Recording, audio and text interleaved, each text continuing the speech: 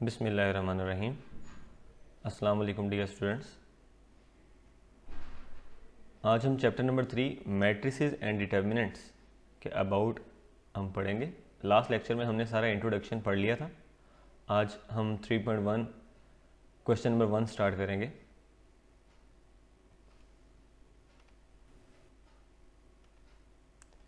Exercise 3.1 उसके question number 1, 2, 3, 4 and 5 आज हम एक्सप्लेन करेंगे। जो फर्स्ट क्वेश्चन है बेटा 3.1, उसमें बेटा आपको दो मैट्रिक्स दिए गए, एक है ए मैट्रिक्स, दूसरा है बी मैट्रिक्स। अब ए मैट्रिक्स का ऑर्डर है 2/2, 2 रोज हैं 2 कॉलम हैं, और बी मैट्रिक्स है उसके भी ऑर्डर जो है वो 2/2 है, 2 रोज 2 कॉलम। आपने इसमें कैलकुलेट क्या करना है, 4a - 3a is equal to a।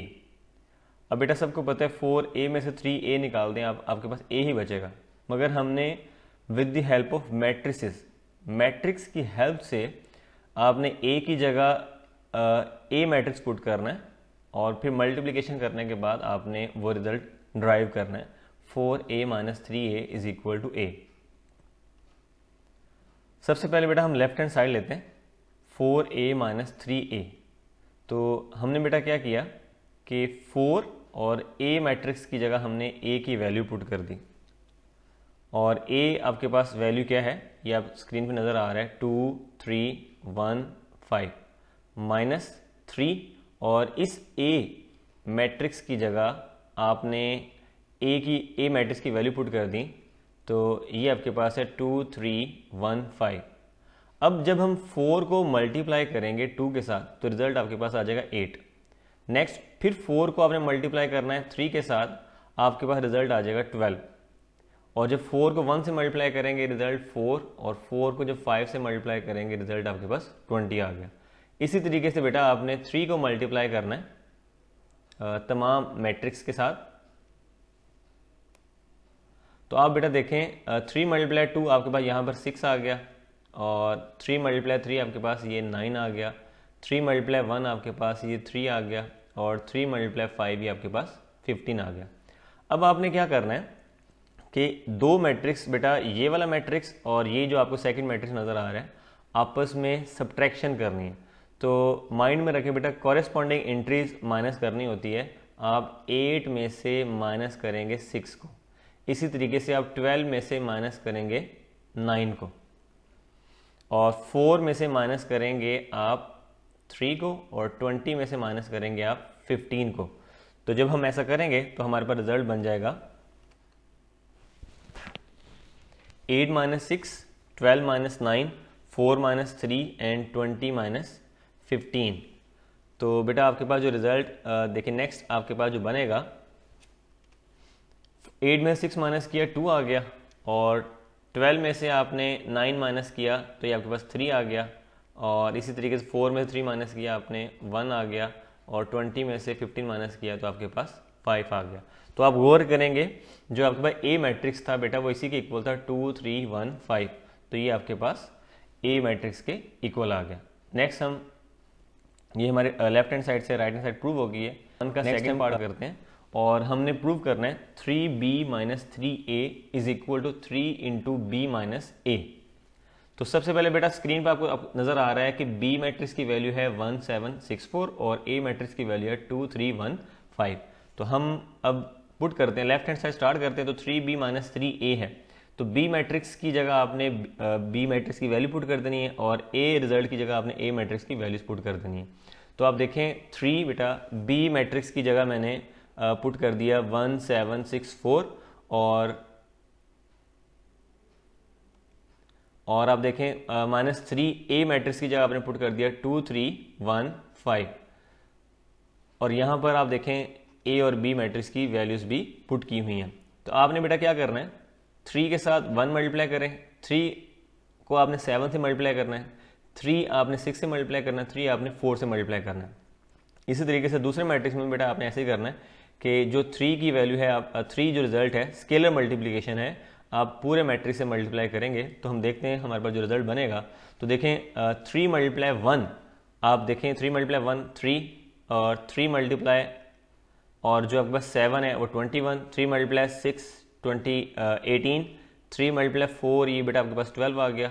इसी तरीके से जब दूसरा आपने मैट्रिक्स मल्टीप्लाई करना है जो 3 को स्केलर मल्टीप्लिकेशन दूसरे मैट्रिक्स मल्टीप्लाई करना है, 3 मल्टीप्लाई 2 6, 3 मल्टीप्लाई 3 9, 3 मल्टीप्लाई 1 ये 3 आपके पास और 3 मल्टीप्लाई 5 ये 15 हो जाएगा। नेक्स्ट बेटा आपने कॉरेस्पॉन्डिंग इंट्रीज आपस में सब्ट्रैक्ट करनी है। आपने क्या करना है कि 3 में से माइनस करना आपने 6 को, इसी तरीके से आपने 21 में से माइनस करना है 9 को, राइट हैंड साइड 18 में से माइनस करना है 3 को और 12 में से माइनस करना आपने, तो उससे आपने from 1 and 2 left hand side is equal to question number 2 हमने सॉल्व करना है। और उसमें बेटा आप देखें आपने प्रूव करना है a power 4 is equal to I2।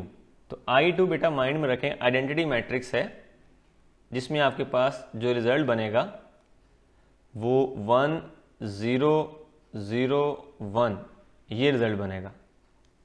ये आपके पास आइडेंटिटी मैट्रिक्स बनेगा जिसका ऑर्डर है 2 by 2। तो बेटा a पावर 4 बना के सॉल्व करके आपने आइडेंटिटी मैट्रिक्स प्रूव करना है जिसका ऑर्डर है आपके पास 2 by 2।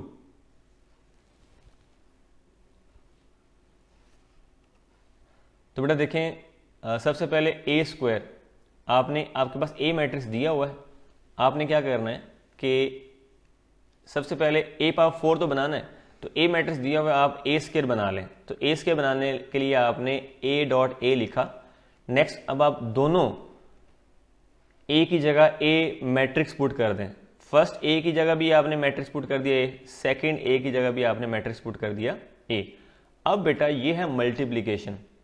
तो मल्टीप्लिकेशन के लिए याद रखिएगा बेटा आपने कंप्लीट फर्स्ट जो आपके पास मैट्रिक्स है उस पूरी रो को आपने मल्टीप्लाई करना है पूरे कॉलम के साथ। दोबारा से बेटा सुन लें कि आपने कंप्लीट रो को मल्टीप्लाई करना है आपने कंप्लीट कॉलम के साथ और कॉरेस्पॉन्डिंग एंट्रीज मल्टीप्लाई होंगी। तो याद रखें मतलब ये जो आयोटा है इस आयोटा से मल्टीप्लाई होगा, सेंटर में प्लस आएगा और जब उसी रो की सेकंड एंट्री है तो आपने बेटा उसी नेक्स्ट जो आपके पास सेकंड मैट्रिक्स है उसकी पहले कॉलम की सेकंड एंट्री के साथ इसको मल्टीप्लाई करना है। तो अब हम देखते हैं। तो सबसे पहले बेटा देखें मैंने क्या किया, आयोटा को इस आयोटा को मैंने मल्टीप्लाई किया आयोटा के साथ, सेंटर में प्लस लगाया और फिर फर्स्ट रो की सेकंड एंट्री और इधर से फर्स्ट कॉलम की सेकंड एंट्री मतलब 0 को मैंने 1 से मल्टीप्लाई कर दिया। कंप्लीट एक रो कंप्लीट एक कॉलम, तो एक आपके पास नेक्स्ट मैट्रिक्स की एंट्री बन गई। इसी तरीके से बेटा आपने क्या करना है, फर्स्ट रो के तमाम एंट्रीज को सेकंड कॉलम मतलब सेकंड मैट्रिक्स के सेकंड कॉलम की तमाम एंट्री से मल्टीप्लाई करना है। तो देखें आयोटा मल्टीप्लाई 0 और इस तरीके से 0 मल्टीप्लाई माइनस आयोटा, तो ये सेकंड एंट्री भी आपकी बन गई। अच्छा उसके बाद आपने क्या करना है, जब यहां पर आप यहां पर फर्स्ट मैट्रिक्स की सेकंड रो पे आएंगे तो आपने क्या करना है कि दोनों कॉलम सेकंड मैट्रिक्स के दोनों कॉलम के साथ मल्टीप्लाई करना। तो देखिए आप 1 मल्टीप्लाई आयोटा, सेंटर में प्लस आएगा और माइनस आयोटा को आपने मल्टीप्लाई किया 1 के साथ और इसी तरीके से सेकंड रो है उसको सेकंड कॉलम से दोबारा मल्टीप्लाई करेंगे तो 1 मल्टीप्लाई 0 ये आपके पास ये रिजल्ट आ गया और minus iota multiply minus iota, तो बेटा ये आपके पास ये वाला रिजल्ट बन गया। तो माइंड में रखना है बेटा जब दो मैट्रिक्स आपस में मल्टीप्लाई होते हैं तो फर्स्ट मैट्रिक्स का कंप्लीट रो जो आपके पास पहली रो है उसको सेकंड मैट्रिक्स के तमाम कॉलम से मल्टीप्लाई करना है। जब एक रो एक कॉलम मल्टीप्लाई होगा तो नेक्स्ट मैट्रिक्स की एक एंट्री बन जाएगी। फिर आपने अगर सपोज यहां पर सेकंड मैट्रिक्स में अगर एक और कॉलम होता तो आप मतलब ये चेंज हो सकती हैं। बस माइंड में रखना है मल्टीप्लिकेशन पॉसिबल कब होती है, जब फर्स्ट जो आपके पास मैट्रिक्स है उसके कॉलम और सेकेंड मैट्रिक्स के नंबर ऑफ रोज अगर बराबर हैं तो मल्टीप्लिकेशन पॉसिबल है। नेक्स्ट अब देखें नेक्स्ट ऑर्डर के लिए हमारे पास नंबर ऑफ रिजल्ट स्क्रीन पे बन गया आयोटा स्क्वायर, तो ये ऑर्डर प्लस 0 ही होता है, 0 प्लस 0 और आयोटा माइनस आयोटा और 0 प्लस आयोटा स्क्वायर। तो जब आप इसको सॉल्व करेंगे तो आपके पास बेटा रिजल्ट बन गया आयोटा स्केयर 0 0 और आयोटा स्केयर। आप सबको पता है कि आयोटा स्केयर जो होता है वो -1 के इक्वल होता है और आयोटा की पावर जो 4 होती है डियर स्टूडेंट ये होती है 1 के इक्वल। तो आपने a पावर 4 प्रूव करना है, तो हम इसको सॉल्व करते हैं आगे फर्दर। a पावर 4 बनाने के लिए अब मैंने a स्केयर निकाल चुका था, मैंने a पावर 4 को कहा कि ये a square dot a square है, तो मैं अब a स्केयर में हासिल कर चुका हूँ। तो मैं स्क्रीन पर लिखता हूँ a स्केयर की वैल्यूज़ को पुट कर देता हूँ, मतलब मैट्रिक्स, दो मैट्रिक्स में लिख देता हूँ। अब मैं इनको मल्टीप्लाई कर लूँगा। तो डियर स्टूडेंट माइंड में रखें, आपको मैंने बताया था कि जो फर्स्ट के नंबर ऑफ आपके पास रोज हैं फर्स्ट मैट्रिक्स, तो जो पहली रो है डियर स्टूडेंट आपने सेकंड मैट्रिक्स के आपने कॉलम के साथ मल्टीप्लाई करना है। इसी तरीके से उसी फर्स्ट रो को सेकंड कॉलम की सेकंड मैट्रिक्स के सेकंड कॉलम से मल्टीप्लाई करना है आपने।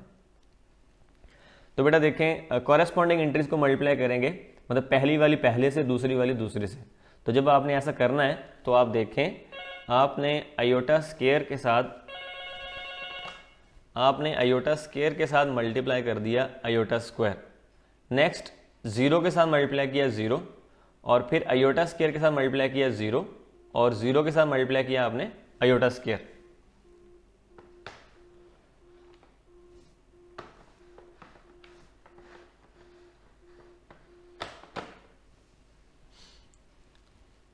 अब यहां से ये मिस्टेक से लिखा हुआ है, देखें iota square multiply iota square, फिर 0 मल्टीप्लाई 0 और आयोटा स्केयर मल्टीप्लाई 0 और 0 मल्टीप्लाई आपके पास आयोटा स्केयर। तो यहाँ मिस्टेक से बेटा माइनस आ गया, माइनस नहीं आएगा, माइंड में रखना है आपने।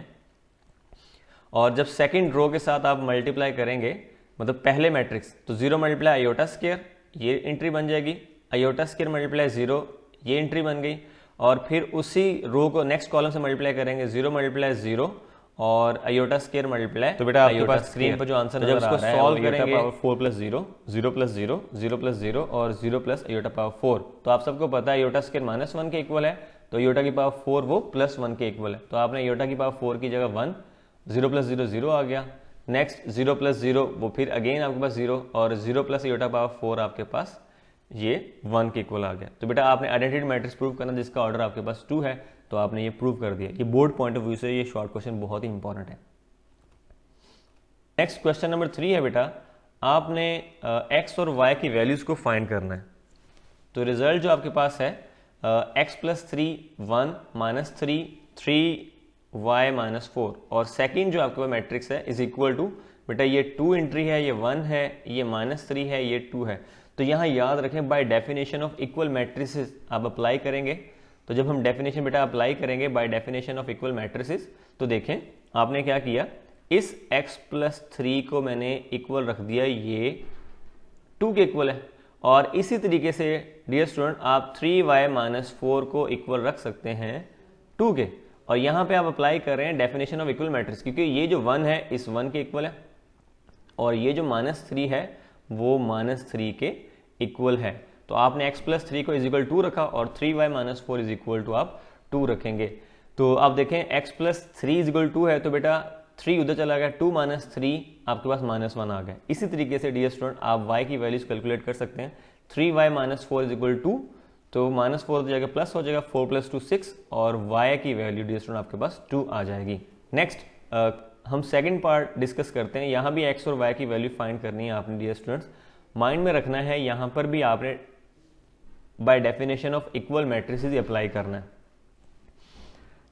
डियर स्टूडेंट देखें x प्लस 3 किसके इक्वल है, इस 1 के इक्वल है, और ये जो 1 है इस 1 के इक्वल है, और ये जो -3 है वो -3 के इक्वल है। तो आप dear student 3y minus 4 is equal to 2x रख सकते हैं by definition of equal matrices. तो देखें x plus 3 is equal to y। तो आपने क्या किया, यहाँ पे प्रॉब्लम ये आ गया कि x plus 3 is equal to y है। लास्ट क्वेश्चन जब हमने सॉल्व किया था डियर स्टूडेंट, तो आपका इस y की जगह कांस्टेंट था, तो यहाँ पे दोनों वेरिएबल अननोन है। तो आपने क्या किया, x की वैल्यू निकाल के रख ली और रिजल्ट आ गया y माइनस 3। और इसी तरीके से नेक्स्ट जब हम सॉल्व करेंगे तो dear student 3y minus 4 is equal to 2x है। अब आपने क्या करना है, आपने x की वैल्यू यहाँ पर पुट कर देनी है। तो 3y माइनस 4 स्क्रीन पर आपको नजर आ रहा है और इज इक्वल टू 2, और डियर स्टूडेंट x की जगह आपने पुट कर दिया y माइनस 3। तो जब आप 2 को अंदर मल्टीप्लाई करेंगे 3y minus 4 is equal to 2y minus 6। तो अब आप 3y माइनस 2y माइनस 4 उधर जाकर हो जाएगा प्लस का 4। तो जब हम सॉल्व करेंगे 4 माइनस 6 डियर स्टूडेंट आपके पास आ जाएगा माइनस 2।